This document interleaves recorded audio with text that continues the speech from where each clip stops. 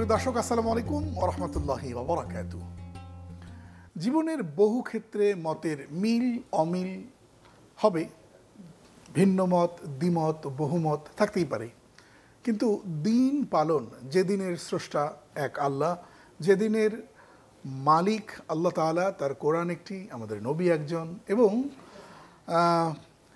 তো সেইখানে এত মিল অমিল তৈরি হচ্ছে নানান রকম বিভ্রাট। এই সবগুলো বিষয়ে আমরা জানতে চাই। আপনাদের জন্য আমাদের মাসব্যাপী বিশেষ আয়োজন আকিজ প্রেজেন্স জীবন বিধান অনুষ্ঠান থেকে। সাথে আছি খালিদ সাইফুল্লাহ বকশী, আর আমাদের সাথে যোগ দিয়েছেন বিশিষ্ট আলেমে দ্বীন, বিশিষ্ট Islamic scholar, Manarat international university সম্মানিত প্রফেসর ডক্টর মীর মনজুর মাহমুদ। স্বাগত আপনাকে। আসসালামু আলাইকুম। ওয়ালাইকুম আসসালাম ওয়া রাহমাতুল্লাহি ওয়া বারাকাতুহু। দিন পালনেও মিল অমিল, একেবারে যদি আমরা ঈদে চলে যাই, একসময় কাবাতেও 4 জন ইমাম 4 দিকে দাঁড়িয়ে নামাজ পড়তেন। অবশ্য সেই বিষয়টা এখন নেই, কিন্তু বাংলাদেশেও আমরা ছোট ছোট মিল অমিলকে নিয়ে অনেক সমস্যা তৈরি করছি আলেমরাই। ইসলাম কি বলে? জি, আলহামদুলিল্লাহ, ওয়াসসালাতু ওয়াসসালামু আলা রাসূলিল্লাহ। বাদ, কোরআন কারিমের সুস্পষ্ট বক্তব্য তো হচ্ছে ইন্নাদ দীনা ইনদাল্লাহিল ইসলাম, নিশ্চয়ই জীবন ব্যবস্থা হিসাবে একটি, সেটি ইসলাম। অর্থাৎ দিনের এককত্ব বলতে তো কোনো কথা নেই, সবাই আমরা ইসলামকেই জানি, নিজের মুসলিম পরিচয় দিয়ে থাকি। কোরআন কারিমের অপর নির্দেশ সূরা আলে ইমরানের মধ্যে যে ওয়াতাসিমু বিহাবলিল্লাহি জামিআ ওয়া লা তাফাররাকু, যে তোমরা কোরআন এবং সুন্নাহকে একত্রিতভাবে আঁকড়ে ধরো, পৃথক হয়েও না। একটা আঁকড়ে ধরার আদেশ, আর একটা হলো পৃথক না হওয়ার নিষেধ। এখানে আদেশ হলো অনুসরণের ফরজ, আর বিভেদের নিষেধাজ্ঞা এখানে রয়েছে। এর পরেও আপনি যে জায়গাটাতে বলছেন বা কাবার যে উদাহরণ বলেছেন, আসলে আমার কাছে যেটা মনে হয়েছে সেটা হচ্ছে দিনের মৌলিক বিষয়ে আমাদের ভিতরে কিন্তু খুব বেশি অমিল নেই বলে আমি মনে করি। মৌলিক বিষয়ে যেমন কোরবানি নিয়ে, কোরবানি দিতে হবে না এটা কিন্তু কেউ বলছে না। তারপরে ফরজ নিয়ে, ইসলামের যে 5টা বেনা বা ভিত্তি, এটা নিয়ে কারো কোনো কথা নেই। রমাদান কারিমের রোজার সংখ্যা, রমাদানের রোজা পালন নিয়ে কোনো কথা নেই। আছে কিসে? জোরে আমিন বলা নিয়ে আছে, আস্তে আমিন বলা নিয়ে আছে, হাত বাঁধা নিয়ে আছে, এবং অথচ বলা হচ্ছে আল ফিতনাতু আশাদ্দু মিনাল কাতল। হ্যাঁ, তো আমরা হত্যা থেকেও জঘন্যতর অপরাধ ফিতনা সৃষ্টি করা। জি, তো এখন আমাদের সমাজে যে মানে অমিল আপনি বলছেন দিন পালনে, সেই অমিলগুলোর জায়গাটা আমার দৃষ্টিতে, নিশ্চয়ই আপনি একমত হবেন, সেটা হলো দিনের ফুরু বা সাধারণ সুন্নাত, মুস্তাহাব বা নফল জায়গাগুলো নিয়ে আমাদের মধ্যে বিতণ্ডা চলছে। তো এই জায়গা থেকে আপনি যে কথাটা বলেছেন যে আল ফিতনা তো আসাদ্দু মিনাল কাতল, যে ফিতনা, ফাসাদ, বিশৃঙ্খলা তৈরি করাতে হলো অন্যায়ভাবে হত্যা করার চেয়েও এটা কঠিন অপরাধ বা শাস্তির কাজ। তো এই কাজে যারা জড়িত আছেন তারা 2 শ্রেণীর মানুষ। এক শ্রেণীর মানে দিনের কম বুঝওয়ালা আলেম হিসেবে পরিচিত মানুষ, তারা এই ছোট বিষয়গুলোকে বেশি ওয়েটেজ দিচ্ছেন, ফরজের উপরে গুরুত্ব দিতে গিয়ে তারা গোলমাল তৈরি করছেন ইচ্ছা অনিচ্ছায়। আর এক শ্রেণীর সমর্থক বা অনুসারী শ্রেণীর মানুষ, তাদের মধ্যে 2টা শ্রেণী আছে। একটা হলো অধিক আবেগ ভালোবাসা নিয়ে তারা দিনকে মানে টেকচুয়ালি মানতে চান, অর্থাৎ অক্ষরে অক্ষরে মানতে চান, কিন্তু দিন কখনো কন্টেকচুয়ালি অনেক বিষয়কে বলেছে। আচ্ছা, অনেক বড় বড় আলেম যাদের পাণ্ডিত্যের কোনো অভাব নেই, জানবার পরও, বুঝবার পরও, এই আয়াতগুলো জানবার পরও তারাই তো সবচেয়ে বড় বড় ফিতনা তৈরি করছেন বলে আমরা এখন সোশ্যাল মিডিয়ার কল্যাণে আমরা দেখতে পাচ্ছি। ব্যক্তিগত দ্বিমত পোষণ করছি যে আসলে এই যে 1500 বছর হলো আমরা যে দিনকে পেয়েছি উত্তরাধিকারী হিসেবে, এগুলো কিন্তু আলেমদের মাধ্যমেই এসছে। আলহামদুলিল্লাহ, দিনের যারা দায়ী খাদেম তাদের মাধ্যমে এসছে। আপনি যে জায়গাটা কষ্ট পেয়ে বলছেন আমি বুঝতেছি, যে বড় মানুষদের কাছ থেকে আমরা যত আদর্শ স্থানীয় স্ট্যান্ডার্ড কথা, কাজ, নির্দেশনা চাই, সেই জায়গায় মাঝে মাঝে কারো কারো পক্ষ থেকে এটার আমরা একটু ব্যতয় দেখি। এটাকে আমি প্রথমত মনে করব যে এটা তার আন্ডারস্ট্যান্ডিংয়ের সমস্যা। একটা মানুষ তার সব দিকে পরিপূর্ণ হবে না। আর একটা হতে পারে তার একান্ত ব্যক্তিগত লিমিটেশন। তো তারা বলতে গিয়ে হয়তো নিজের রাগকে নিয়ন্ত্রণ করতে না পেরে অনেক সময় আমি দৃষ্টিভঙ্গিতে একটু ফোকাস করতে চাই। আপনি জানেন, এখন আলেম ওলামাদের সামনে আমি যাই, তাহলে আমি প্রথমে টেনশনে পড়ি আমি কোন ড্রেসটা পরলে উনি আমাকে কিভাবে নেবেন।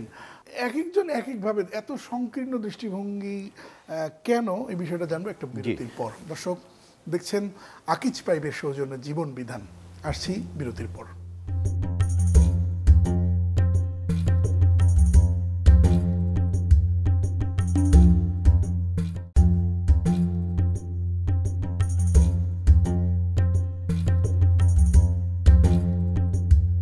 স্বাগত আরেকবার, সাথে ছিলেন, অসংখ্য ধন্যবাদ। দর্শক, জীবন বিধান দেখছেন আকিজ পাইপের সৌজন্যে।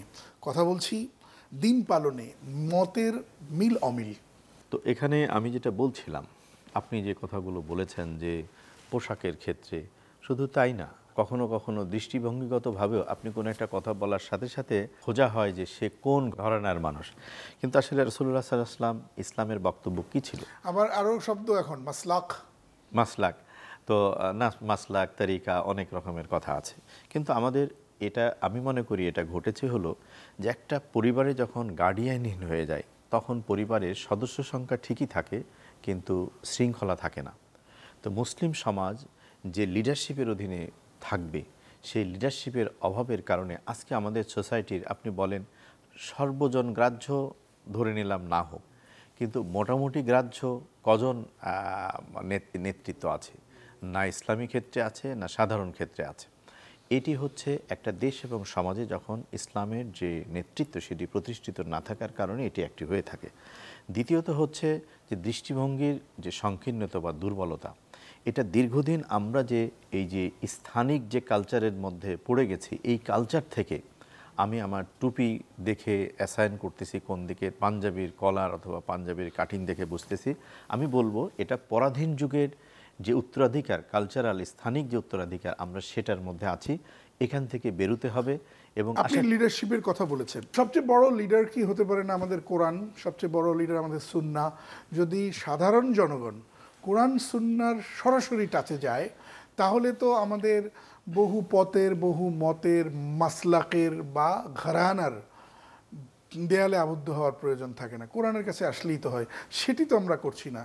জি, এক্ষেত্রে আমি যেটা বুঝি সেটা হলো দিন জানা বা মানার ক্ষেত্রে রাসূলুল্লাহ সাল্লাল্লাহু আলাইহি ওয়াসাল্লামের যে তারাকতু ফিকুম আমরাইন, যে আমি তোমাদের জন্য দুটো জিনিস রেখে গেলাম এই মেয়ার হিসাবে, মানদণ্ড হিসাবে, একটি হলো কোরআন আর একটা হচ্ছে আমার সুন্নাহ।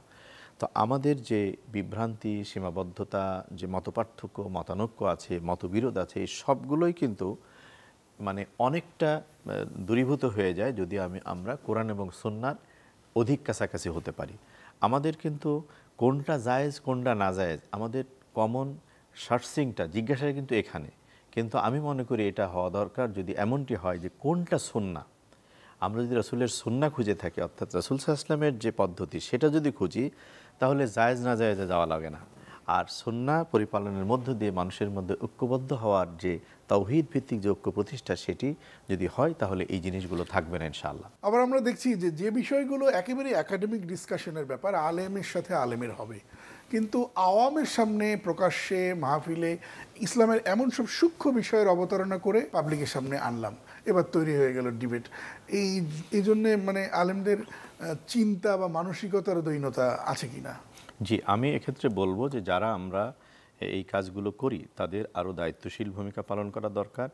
যার কথা তার সামনেই বলা উচিত, অন্য কনসার্ন যারা না তাদের সামনে বলা ঠিক না। যেমন সন্তানের সামনে বাবা মার একান্ত কথাগুলো যেমন আমরা পরিহার করি, ঠিক তেমনইভাবে পাবলিকলি যে কথাগুলো বলার সেটা আমরা পাবলিকলি বলবো। যেটা একাডেমিক বা একান্ত বড়দের বিষয় সেখানে আলোচনা করব। এক্ষেত্রে আমি আরেকটি জিনিস একটু যোগ দিতে চাই। আমরা অনলাইনের সুবাদে এমন অনেক মাসআলা বা প্রসঙ্গ আমরা ভিডিওতে, অডিও ভিডিওতে পাচ্ছি অথবা ফেসবুকের সুবাদে পাচ্ছি, যে প্রশ্নগুলো একান্ত ব্যক্তিগত লাইফের অথবা অ্যাডাল্টদের প্রশ্ন, সেটি যখন ভিডিও আকারে, অডিও আকারে, লেখা আকারে আসছে, তখন এটা ইম্যাচিউর বাচ্চারা যারা তারা এগুলো যখন জানছে, তখন এটা আমার মনে হয় অনেক সময় আমাদেরকে বিব্রত হতে হচ্ছে। সেক্ষেত্রে আমরা যারা উত্তর দেন এ সমস্ত বড় মানুষদের প্রতি আমার বিনয়ের সাথে অনুরোধ হচ্ছে যে একান্ত ব্যক্তিগত কথা একান্ত ব্যক্তিকেই বলা উচিত, আর এটা পাবলিক না করাটা উচিত। তার আপনি যে পরামর্শ দিচ্ছেন, অথচ আমরা যে দৃশ্য দেখতে পাচ্ছি যে আমার মতের হুজুর উনি, এবার আমার মতের হুজুরকে আনবো, আমার অমতের হুজুর যারা তাদেরকে শায়েস্তা করার জন্য এবার হবে একটা মাহফিল, জনগণ দেবে টাকা, তারা এত কিছু জানে না, একটা ভালো মাহফিল হচ্ছে, ভালো ওয়াজ মাহফিল হচ্ছে, আমরা এখানে সওয়াবের আশায় টাকা দিচ্ছি। আর ওনারা এই সমস্ত টাকা তুলে ওনার মতের হুজুর আনলেন, অমতের হুজুরদেরকে শায়েস্তা করার জন্য। এজন্য ঘরানা, মাসলাক বা বলয়, এই যে সমাজের উপর চাপিয়ে দেওয়া, সাধারণ শ্রোতার উপর চাপিয়ে দেওয়া, এটাকে ইসলাম কিভাবে দেখে? চরম অপছন্দের দৃষ্টি হিসাবেই বলা হয়ে থাকে, কারণ মানুষদের মধ্যে দল উপদল তৈরি করাটা এটা সুস্পষ্টভাবে হারাম। এ নিয়ে শক্ত হাদিসও আছে এবং কোথাও কোথাও বলা হয়েছে যে মুসলিম সমাজে বিভেদ সৃষ্টিকারীর জন্য কতল আছে, বৈধ আছে। তো যাই হোক, সেটা ভিন্ন এবং সেটা রাষ্ট্রীয় সিদ্ধান্তের আজকের আলোচনার বিষয় সেটা না। আমি এক্ষেত্রে শুধু বলতে চাই, সূরা ইব্রাহিম 14 নম্বর সূরার 21 নম্বর আয়াতে আল্লাহ তাআলা বলছেন অবারাদুলিল্লাহি জামিয়া। এই আয়াতের মধ্যে এক জায়গায় বলছেন যে ইন্না কুন্না লাকুম তাবাআন। কাল কিয়ামতে সব অনুসারীরা তাদের নেতৃত্বকে জিজ্ঞেস করবে, বলবে যে দুনিয়াতে আমরা তোমাদের অনুসরণ করে দিকভ্রান্ত হয়েছে, আল্লাহর শাস্তির মুখোমুখি হয়েছে। ফাহাল আনতুম মুগনুনা আন্না মিন আযাবিল্লাহি মিন শাই। যে দুনিয়াতে আমরা দল উপদল নানা বিভ্রান্তিতে তোমাদের অনুসরণ করতে গিয়ে পড়েছি, আজকে আল্লাহর শাস্তি থেকে বাঁচাতে তোমরা কোনো উপকার দিতে পারবে কিনা। তা আমি শুধু আমাদের সম্মানিত যারা নেতৃত্ব দিয়ে থাকেন, সেটা রাজনৈতিক হোক, সামাজিক হোক, ধর্মীয় ক্ষেত্রে হোক, তাদের প্রতি আমি অনুরোধ রাখব যে আপনারা দায়িত্বশীলতার প্রতি দৃষ্টি দেন। কোরআন এবং ইসলাম আপনাকে অ্যাকাউন্টেবল যেভাবে দুনিয়াতে এবং আখিরাতে করবে, সেই বিষয়ের প্রতি যদি আপনারা দৃষ্টি দেন, তাহলে ইনশাআল্লাহ আপনারা আরও সতর্ক হবেন। আর যে ভাইয়েরা অনুসরণ করছেন তারা যেন ইল্লা আন দাআউতুকুম ফাস্তাজাবতুম লি, শয়তান বলবে সেদিন, ওই পরের আয়াতে বলা হচ্ছে যে একটা দাগ দিয়েছিলাম আর তোমরা এক হয়ে গেছিলে, কিন্তু জানতে চাওনি হক না হক, সঠিক বেঠিক। একনিষ্ঠতার সাথে দিনের অনুসরণ করতেই আল্লাহ আদেশ দিয়েছেন, আমরা সেটা করি। আমাদের সর্বোচ্চ নেতৃত্ব, রোল মডেল হচ্ছেন মুহাম্মদ রাসূলুল্লাহ সাল্লাল্লাহু আলাইহি ওয়াসাল্লাম। মীর মঞ্জুর ভাই, অসংখ্য ধন্যবাদ, সময় দিয়েছেন। আপনাকে অনেক অনেক ধন্যবাদ, সেই সাথে সম্মানিত দর্শক শ্রোতাদেরকেও মোবারকবাদ জানাচ্ছি।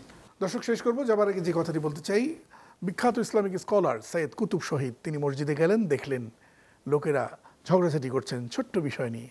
তিনি তাদের শুনিয়ে দিলেন, তোমরা কি ওয়াতাসিমু বিহাবলিল্লাহি জামিআন ওয়া লা তাফাররাকু পড়নি, যে আর তোমরা সংঘবদ্ধ হয়ে ইসলামের রশিকে শক্ত করে ধরো, পরস্পর বিচ্ছিন্ন হয়েও না। আর তোমরা কি জানো না আল ফিতনাতু আশাদ্দু মিনাল কাতল, ফিতনা সৃষ্টি করা হত্যা থেকেও জঘন্যতর অপরাধ। আমার মনে হয় এই দুটো জায়গা থেকে আমরা লেসন নিয়ে আমাদের জীবনকে যদি চালাই, আল্লাহ তাআলা আমাদের অনেক অনেক বারাকাত দান করবেন, আমিন। দর্শক, দেখছিলেন জীবন বিধান, আকিজ পাইবের সৌজন্যে। আজ পর্যন্তই। আসসালামু আলাইকুম রহমতুল্লাহ।